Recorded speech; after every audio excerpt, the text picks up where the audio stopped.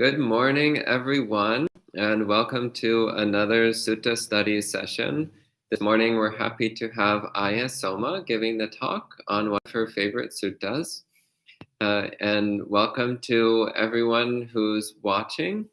So I see the number going up, so it looks like some people are still tuning in. Welcome to Jens and to whoever else is presently watching. So as usual, we'll have the sutta discussion led by Ayya Soma. So at any time, feel free to write questions or comments into the live chat, and I'll read them out for her when she's ready for them. Okay, so I'll pass it over to Ayya Soma. Great, thank you, Bante. And hello, friends. We can start by giving an homage to our teacher. Namo tassa bhagavato arahato samma sambuddhassa. Namo tassa bhagavato arahato samma sambuddhassa. Namo tassa bhagavato arahato samma sambuddhassa. Buddham dhammam sangham namasami.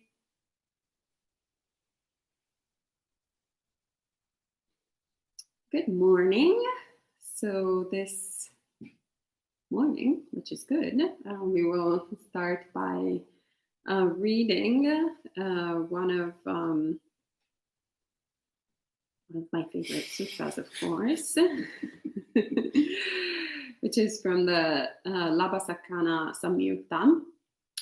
And we can start by reading it all together, all in one shot, since it's a very short, tiny sutta, and then we can go and discuss it together after we've let it soak in. All right. Atsavati, bhikkhus, dreadful are gain, honor, and praise, bitter, vile, obstructive to achieving the unsurpassed security from bondage. Suppose there was a beetle, a dung eater, stuffed with dung, full of dung, and in front of her was a large dunghill. Because of this, she would despise the other beetles, thinking, I'm a dung eater, stuffed with dung, full of dung, and in front of me there is a large dunghill.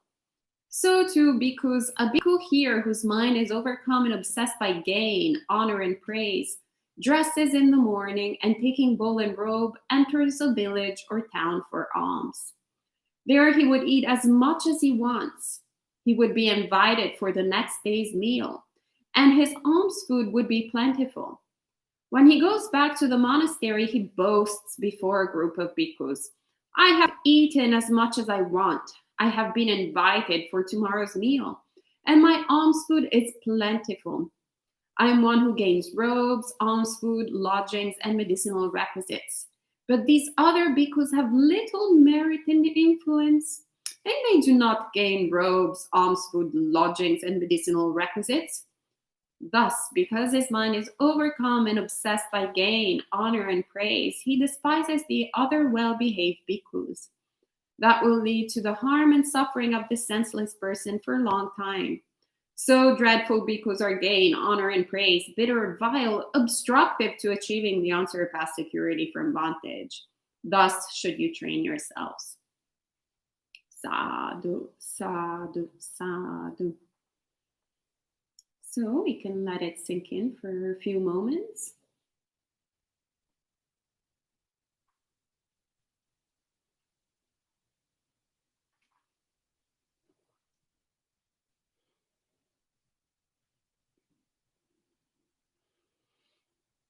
I still remember the first time I read this sutta, which was basically actually the entire Labhasakana Samyutta, which is about over 40 short suttas in the same style and the same subject. And my mind was full of Dhammasukha. It was so great to see all the different similes that the Buddha uses to make sure, out of compassion, that we really get the point. And that as monastics, we are focused on being the heirs of his Dhamma, not of his material goods, not of his inheritance in terms of requisites, support. But really in understanding why we take these vows and why we go forth from the household life into homelessness. And at large, though, it kind of gave us the idea, and the reason why I picked this sutta out of all of the ones present in this particular section of the Samyutta Nikaya, is because he uses such a vivid simile that really is not, it's quite the opposite of beating around the bush. He goes to the bush and beats it up multiple times over and over again. And gives us really an idea of what our experience is, and also what kind of substance, the things that we normally tend to veer towards, what is the substance of them? Which is a big pile of dung. But as we see, yesterday we were talking about the armies of Mara, and the 10th being praise, honor, and gain. And so we see it very strongly here throughout the entire Samyutta, and described also in quite a lot of detail. And even though this sutta might appear specific for monastics, it does in fact talk about how one of the sort of particular things that monastics do, which is going on alms round, entering a village, putting their bull and robe on, and all such things. In reality, there is, I think there is a message where all of us can identify. It's a pretty universal message. And we see, for example, one, if we analyze our mind, our tendency towards acquisition. So towards identifying our value or sense of worth in what we have, in our belongings, and what we acquire. And also the attachment that comes by acquiring things and wanting more. So the process of desire that is never satisfied, is never quenched. The thirst that we have in constantly piling up things. And fundamentally, then caring, the attachment of caring about what other people think about us. So sometimes it's not necessarily even something, it's not even acquiring things that we even want, but it's acquiring things that the peers, the people around us, believe is worthy of pursuit. It's kind of the messages that we get from the outside world. What are we supposed to have? What is the sort of goal of life? Where is our kind of, position in society? And so we tend to take these sort of goals that are presented to us from our peers, from our society and whatnot, from our parents perhaps, and we start pursuing them. And a lot of times, once we have in fact attained them, once we have a nice little house in the suburbs, for example, here in where we are in New Jersey, it's pretty in vogue. Very different than New York City. We have a little nice house with a manicured lawn, and our children all beautiful. They go to the best school of the neighborhood. Kind of like start checking all these boxes. Yet there is still something missing. So those are the moments of reflection where we can see actually what the Buddha talks about at the very end will lead to the harm and suffering for a long time. Because what we thought would make us happy, what all these acquisitions, piling up stuff over stuff, then actually is the source of unhappiness, is the source of countless hours trying to figure out how to fix this part of the building, this other part of the building, how to even mow the lawn continuously, then there's the thatch. I learned this, by the way, my personal experience, the thatch. It's you mow too much the lawn and then it stops growing and creates the thatch. And you have to unthatch it. So more lawn grows.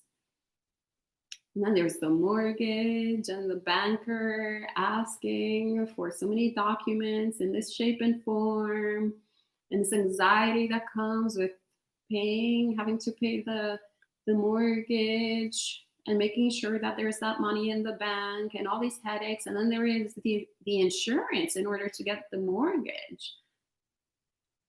And these other people that one needs to figure out who even to call in order to get the insurance to work out. It's endless, countless hours. Fun stuff, isn't it? But getting back to this sutta, and actually to the protagonist, which is a monastic, just like us here at Empty Cloud Monastery. What I find really beautiful about monastic life is that it simplifies everything so much, so like boils it down to the core. But then we can see the ridiculousness of all of this. So boasting, for example, about requisites. And I used to work in fashion, so there were lots of visits. It was some sort of respect. There are some interesting parallels in being a monk and being a fashion editor. There's lots of gifts that arrive in the office when you're a fashion editor, and there's lots of bags, and there's lots of like clothing, and a lot of editors actually, pretty much you can say live off of donations in terms of their outer appearance. And the more you go up the ladder, the more fancy and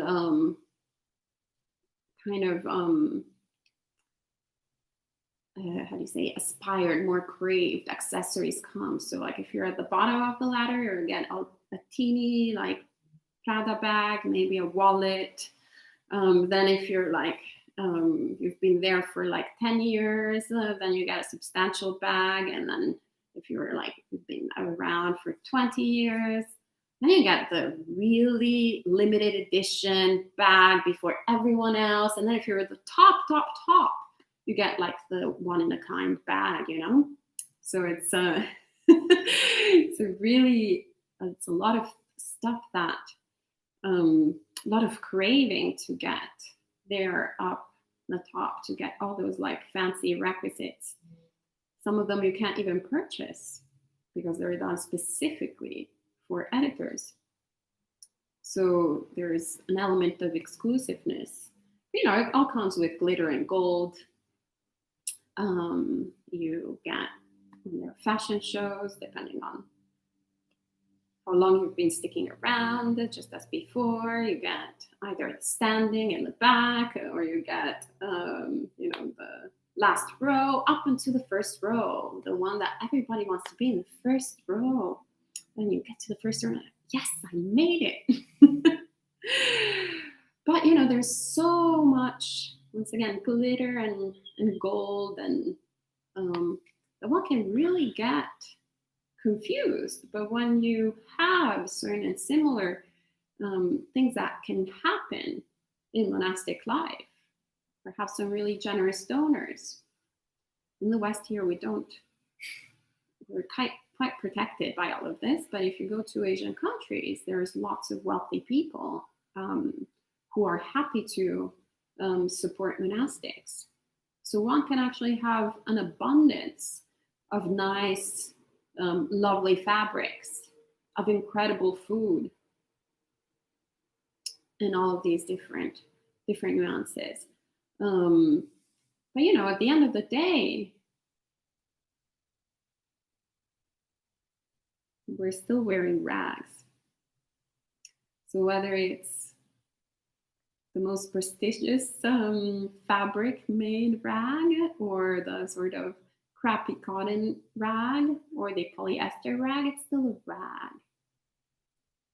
And this form is made so that we can kind of boil it down to the essence if we really look, if we're really honest to ourselves and see the ridiculousness of all of this.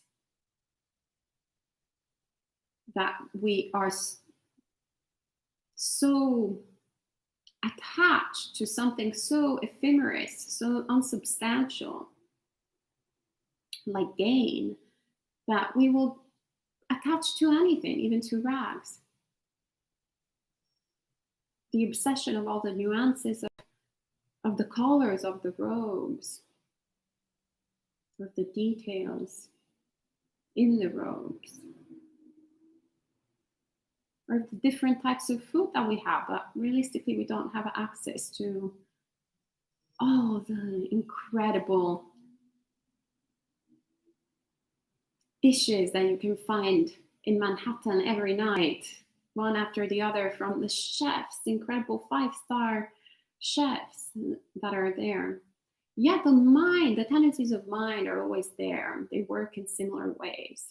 It's just that this form allows us to clearly see how ridiculous the patterns are. Yet, if we don't constantly have mindfulness, don't constantly watch for these tendencies and constantly work in order to approve them, this can lead to a very bad destination, which is what the Buddha is constantly highlighting over and over again in this sutta and all the other suttas in this particular part of the Nikaya. And that is fundamentally that this attachment can lead to breaking our precepts, can lead to a very bad destination, because we will make so many unwholesome acts blinded by this fever of craving. And so in other suttas, actually, from the Labhasakkhana Samyutta, you can see how someone who is pure, who has never even been able to lie, blinded by gain, honor, and praise, starts lying, or gets even to the point of killing his mother.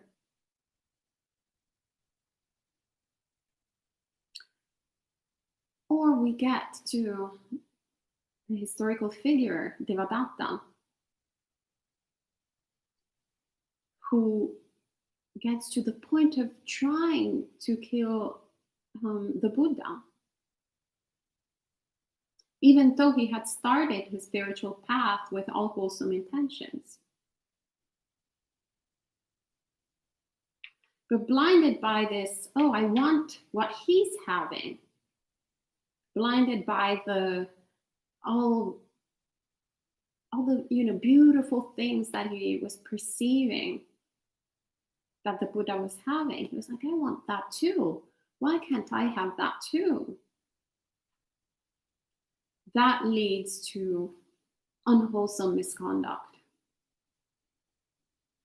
And we all do it to one certain degree or the other.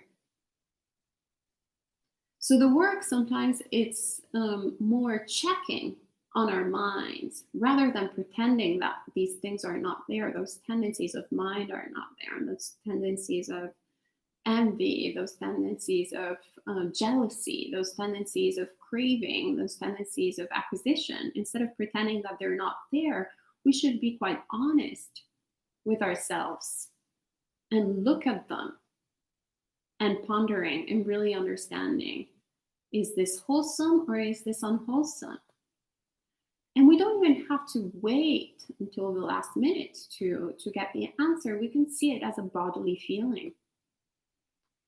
How does it feel to have craving in the mind? Well, it feels very, very unpleasant.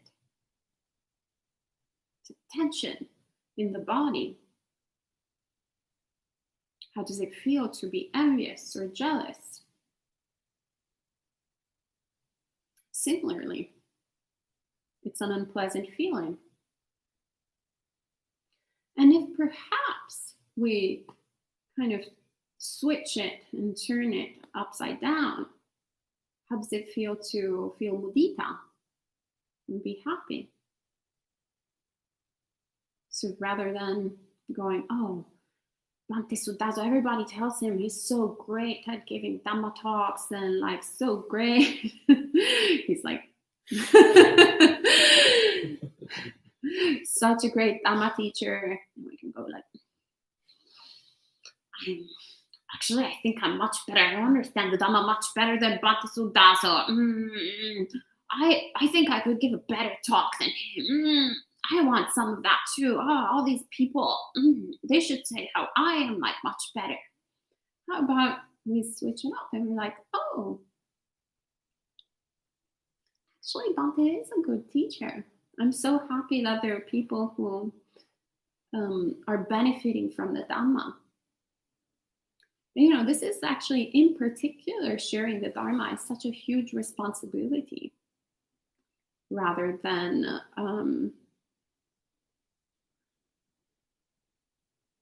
a situation that we should approach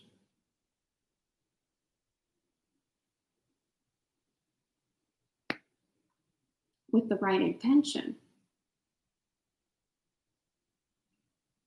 A lot of times there are so many things, so much of our personality view, so much of our identity that kind of can come whenever we're sharing Dharma or whenever we're giving a talk of any kind of type and sort. So it's very important, whether we're monastics, lay people, to really check our motivation. Are we sharing it out of arrogance, out of conceit, out of trying to seek for some sort of acquisition? Are we trying to do it out of compassion, out of caring, out of humbleness? And in the same way, how are we relating to our spiritual companions or to other teachers?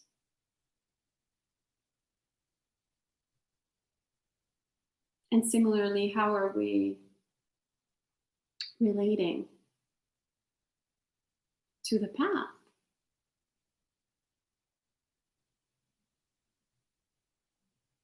A lot of times we talk about acquisition in terms of attainments. So I have the third jhana, so I am qualified to talk about this. Well, actually, even there, it's a kind of like a little bit of a different view. Always be a little bit skeptical of the business card with arhatship or third jhana, fourth jhana, whatever kind of qualification, because this is the path of letting go. This is a path of sweeping away all of this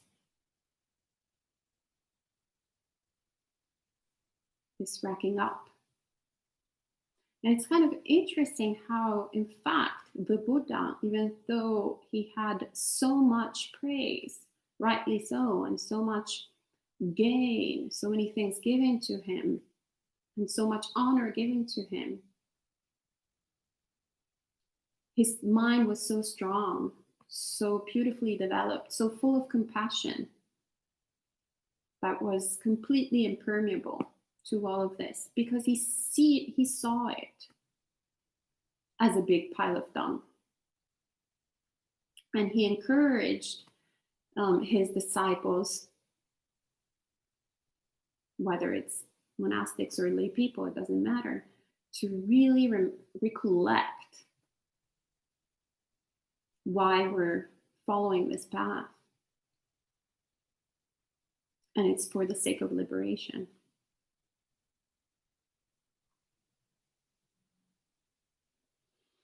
And I wanted to end with another sutta where there is a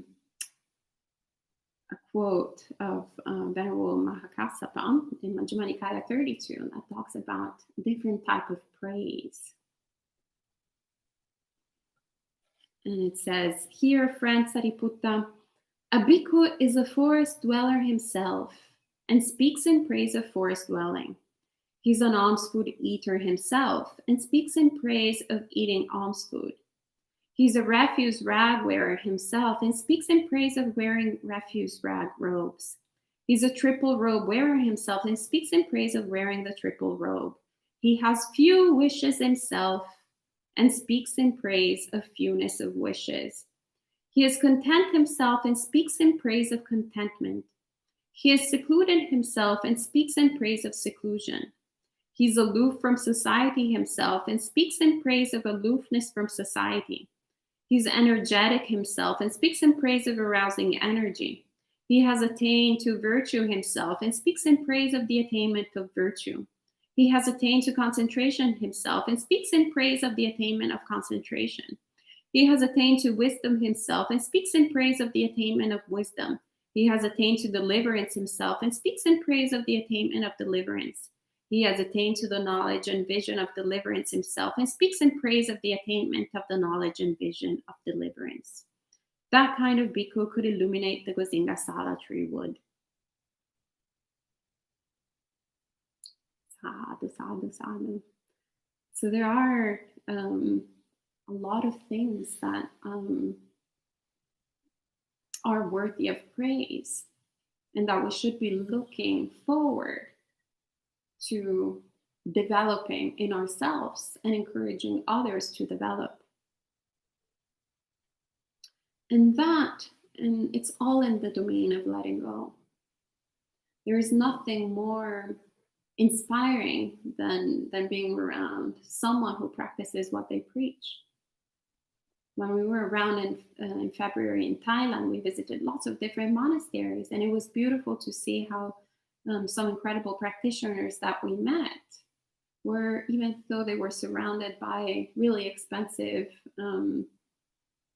sort of monastery dwellings, they themselves were deciding to sleep in kind of run down kuti in the part of the monastery that wasn't particularly impressive and fancy.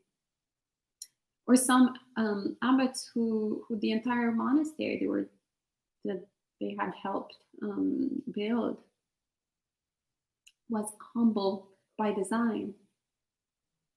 Venerable Thich Nhat Hanh actually deliberately, all his monasteries have a sort of simple nature. All the guest houses for the lay people are very simple. And what he had said was, since the very beginning, that no matter how much money the monastery would have brought in,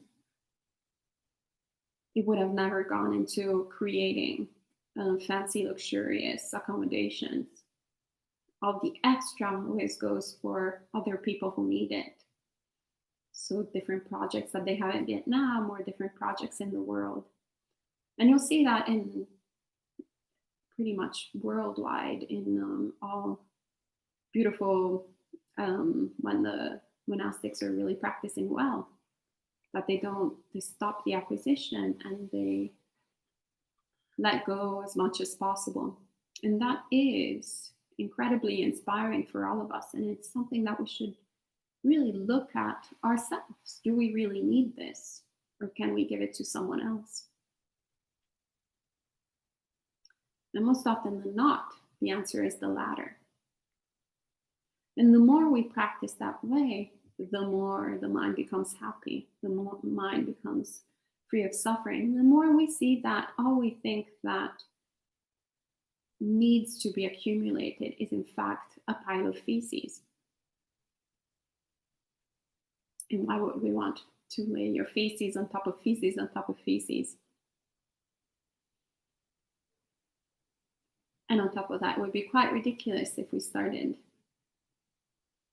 thinking so highly about ourselves because we accumulated so much dung. So, on that note, I'll end it here.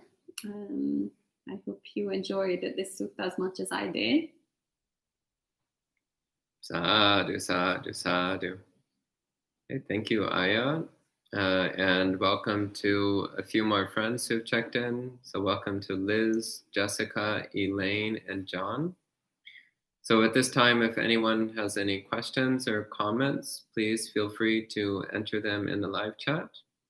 Or if any of our IRL viewers have anything to say, this is also your opportunity. Yen says, thank you, Ayya.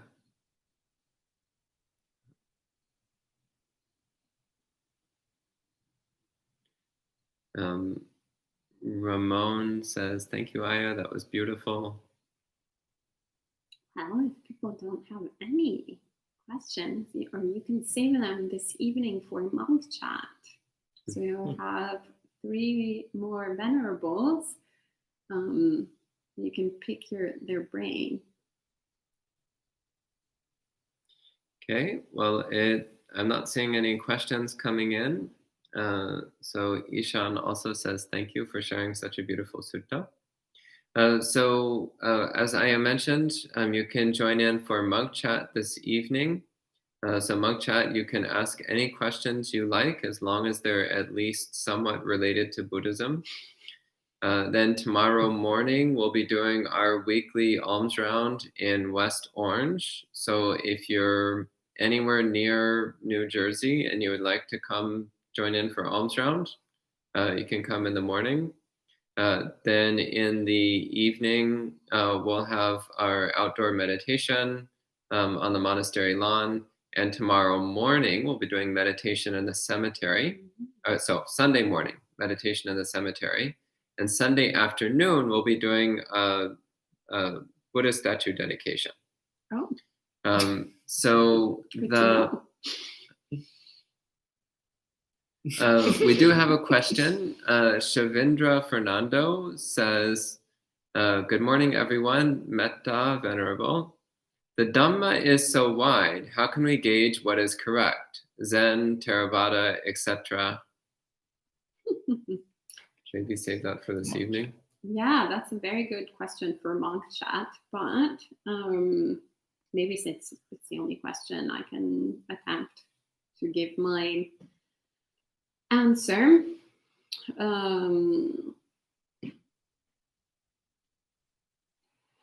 So as the Buddha says, so just like every, there's the Atlantic Ocean, there's the Pacific Ocean, there's the Mediterranean, that is not even an ocean technically, it's a sea. Yet, whenever I swam in all of these oceans and I gobbled up some water, they all tasted the same. So you need to have a taste of the water. You need to have a taste of the Dhamma. And then you can kind of start understanding intuitively, or I don't know if intuitively is exactly the right word, because it can lead to a lot of confusion in certain respects. But anyway, just no different than you can recognize the taste of the salt water. And if you're swimming in a lake, for example, it will still be water, but it will have a different taste. So you can immediately experientially understand this is salt water, This is seawater, and this is lake water. Doesn't have the same taste, but it has a similar substance. So the more you study the teachings, and the more, very importantly, you practice those teachings, the more your mind becomes primed with the Dhamma. And the more you can understand, you can tell the difference. I personally recommend starting by studying the Pali Canon and practicing the teachings as taught by the Buddha in the Pali Canon, as those are the teachings that every single tradition in Buddhism, they all have in common. The Pali Canon, the teachings present in there. And once you have a solid understanding of these teachings, then as you go through all the different lineages and traditions, whenever you'll hear something or you'll learn something in accordance to Dhamma, you will have a natural Dhamma Sukha arising in the mind. And then if sometimes you'll find something that doesn't sound quite right, perhaps it will be good to investigate it. Perhaps that is what is called adhamma.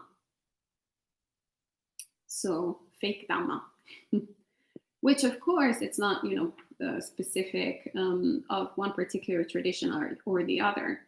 It's just that it's been 2,500 years after the Buddha, and a lot of enlightened beings have, been happening in the past 2,500 years, but an incredible ocean of unenlightened beings have also come around in the past 2,500 years. So of course there is a bit of contamination of the teachings, and that is to be expected. There's also a lot of preservation of the teachings, which is the most important thing. So not to be, horrified or think highly or less highly than one tradition or the other, but just develop the language in yourself, develop the understanding in yourself. Okay, thank you. So hopefully we'll see you all this evening for monk chat, and we can end with 3 sadhus. Sadhu, sadhu, sadhu.